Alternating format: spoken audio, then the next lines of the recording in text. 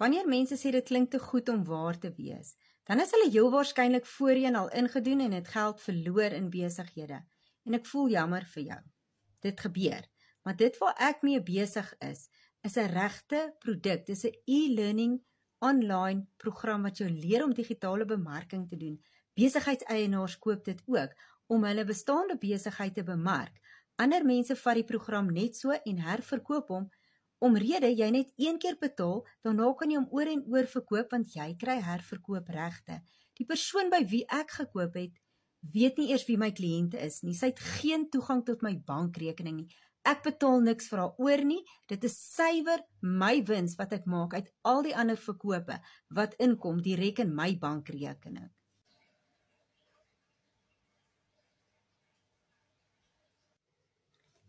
Suid-Afrikaners is skepties, ek verstaan dit, wanneer hulle hoor van die 24 Suid-Afrikaanse miljonêers wat alreeds deur hierdie leerprogram gehardloop het en sukses behaal het, dan val hulle torre af. Dan kom die woord SCHM en piramideskema op, omrede hulle nie weet hoe dit werk nie.